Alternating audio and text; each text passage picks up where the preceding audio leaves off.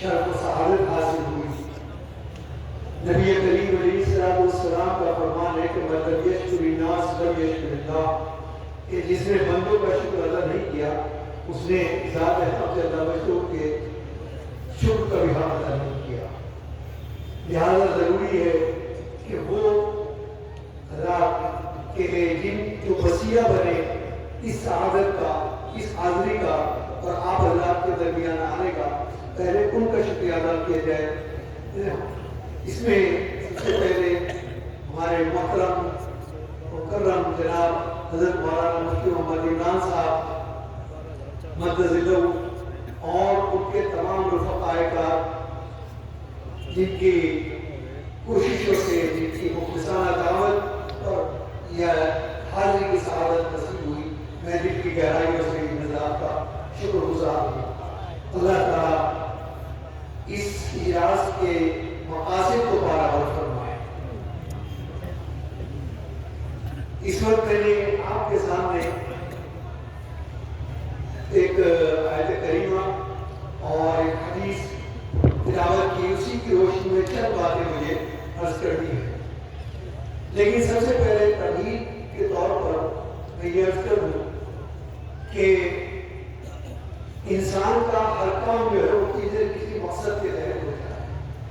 انسان کا چلنا پھرنا، اٹھنا بیٹھنا، سونا جاگنا، کوئی کام ہو وہ بے مقصد نہیں ہوتا، اس کے پیچھے کوئی نہ کوئی مقصد ہوتا ہے۔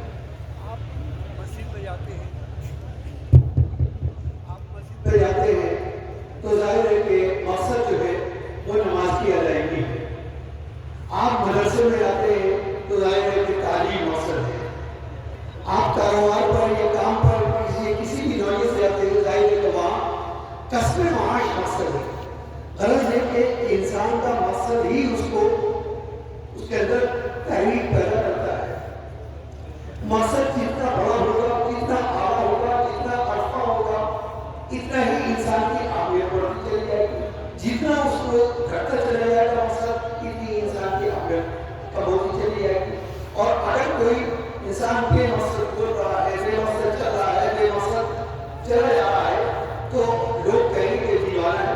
اگر بے مقصد بول رہا ہے لوگ کہیں گے دیوانہ ہے، بے مقصد چلا جا رہا ہے لوگ کہیں گے مجنون ہے۔ تو معلوم ہے کہ اصل چیز جو ہے وہ مقصد ہے جو انسان کو انسان بناتی ہے، انسان کی کامیابی۔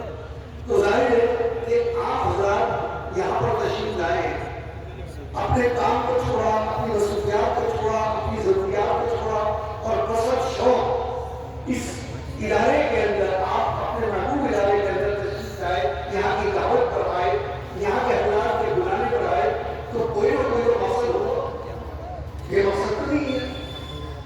تو اصل مقصد کیا ہے؟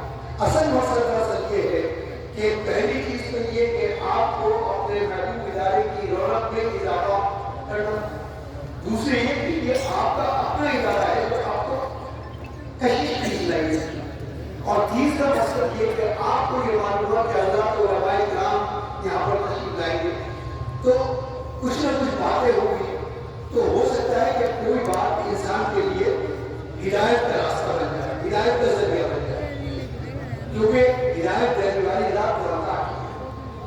تو بسا اوقات یہ ہوتا ہے کہ لمبی چوڑی بات جو ہے وہ انسان پر اتنی اثر انداز نہیں ہوتی جتنی ایک بہت مختصر سی بات جو ہے وہ انسان کے پاس ہوا زندگی کے رخ کو بدل دیتی ہے۔ جیسا کہ نبی کریم علیہ السلام کی خدمت میں ایک ایرانی، ایک بندو جو گاؤں کے رہنے والے تھے وہ حاضر ہوئے، ان کے ہوئے سے، ان کے ہیت سے لگ رہا تھا کہ ایک طویل سفر کر کے آئے، ظاہر زمانے اونٹ پر یا گھوڑے پر سفر ہوتا تھا، ایک طویل سفر سے آئے، لباس بھی ان کا غلط تعلق تھا، چہرے پر بھی ان کے تھکان کے آثار تھے، اور نبی کریم علیہ السلام کے خدمت میں حاضر ہوئے۔ آپ مسجد نبوی میں اس وقت تشریف فرما تھے اور صحابہ کرام حلقہ بنائے بیٹھے ہوئے تھے، اور آنے کے بعد انہوں نے کہا کہ یا رسول اللہ صلی اللہ علیہ وسلم، عزیزی یا رسول اللہ، بلیکن اویس کہ اے اللہ کے رسول صلی اللہ علیہ وسلم واعظ فرمائیے لیکن مختصر کیجیے، یعنی واعظ کیجیے، نصیحت کیجیے، تقریر کیجیے لیکن مختصر کیجیے گا۔ اور اس کی وجہ ہم نے یہ بتائی کہ میں ایک طویل ترین سفر کر کے آ رہا ہوں، جیسے کہ آپ میرے ہوئے سے بھی آپ کو اندازہ ہو رہا ہے۔ ظاہر ہے کہ یہ طویل ترین سفر میں نے اس لیے کیا ہے کہ میں آپ کی خدمت میں حاضر ہوں اور آپ سے کوئی ایسی بات معلوم کر کے آؤں کہ جو میرے لیے ہدایت کا راستہ بن جائے۔ اگر آپ نے بات لمبی چوڑی کہی تو ظاہر ہے کہ میں یاد نہیں رکھ سکوں گا، اور جب یاد نہیں رکھ سکوں گا تو پھر میرا یہ سفر جو ہے یہ اکارت ہو جائے گا، بیکار ہو جائے گا۔ لہٰذا ایسی بات فرمائیے مختصر کی جگہ جس کو میں یاد بھی کر سکوں اور اس پر عمل بھی کر سکوں۔ ظاہر ہے کہ یہ اتنی بڑی بات دو آدمی کہہ سکتے ہیں۔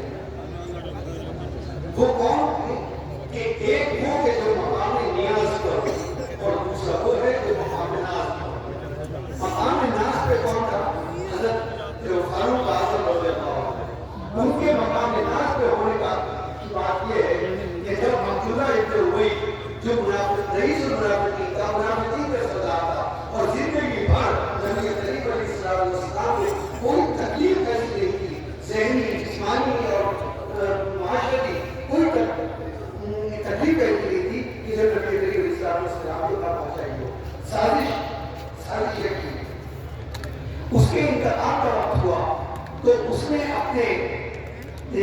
انہوں نے اپنے بیٹے کو بلایا، اور جو بہت جلیل القدر صحابی تھے، ان کا نام بھی عبداللہ تھا، اور ان کو بلا کے یہ کہا کہ نبی کریم علیہ السلام کی خدمت میں جاؤ اور میری طرف سے سلام عرض کرنا، اور یہ کہنا کہ عبداللہ کا آخری وقت آ چکا ہے اور اب وہ اپنے رب کے پاس جا رہا ہے۔ میری آپ سے دو خواہش ہے، خدا آپ رحمت للعالمین بنا کر بھیجے گئے ہیں، آپ میرے اوپر بھی رحم کریں اور میری ان دو خواہش کو پورا کر دیں۔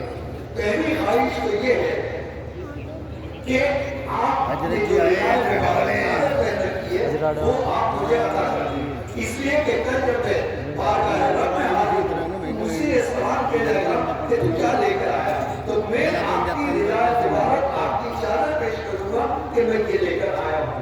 دوسری میری خواہش یہ ہے کہ جب میری وفات ہو جائے تو میری نماز جنازہ آپ پڑھائیے گا۔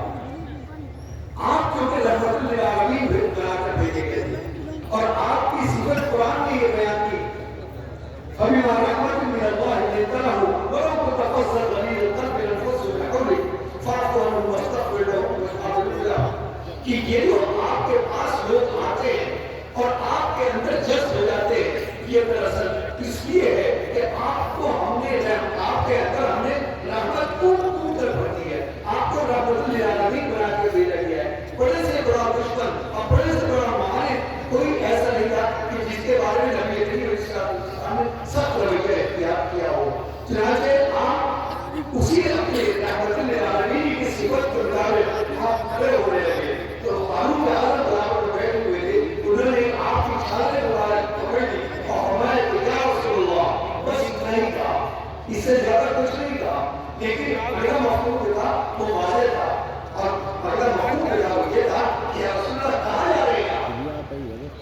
اس شخص کی ہمارے جنازے کے لیے جا رہے ہیں، یا اس شخص کی خواہش پوری کرنے کے لیے جا رہے ہیں کہ جس نے زندگی بھر اسلام کو نقصان پہنچایا ہے، رئیس المنافقین ہے، جس کے بارے میں صورت نازل ہو چکی، صورت نازل اذا جاء المنافقون قالوا نشهد انك لرسول اللہ، آپ پر تو سب کچھ واضح ہے، پھر آپ اس کی نماز جنازہ کے لیے کیا آپ نے اپنی رضا مبارک دینے کے لیے آپ تیار ہو گئے؟ چنانچہ یہ مقام ناز ہے کہ یہ جرأت صرف فاروق اعظم ہی کر سکتے تھے۔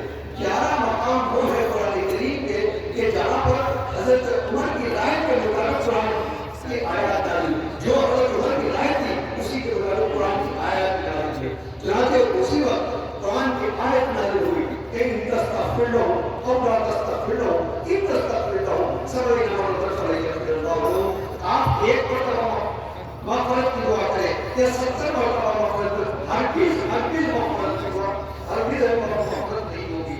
یہ قرآن کریم کا وہ مقام ہے کہ جہاں پر قرآن کریم نے شدید ترین اور سخت ترین لہجہ اختیار کیا، تو یہ ہے مقام ناز۔ دوسرا ہے مقام نیاز۔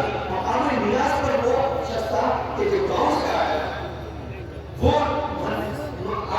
نبی کریم علیہ السلام کی عظمت سے سے ناواقف تھا، منصب نبوت سے ناواقف تھا، ان کے مقام سے ناواقف تھا، لیکن عاشق رسول تھا، عاشق تھا، اسی لیے اس نے اتنی ضرورت تھی.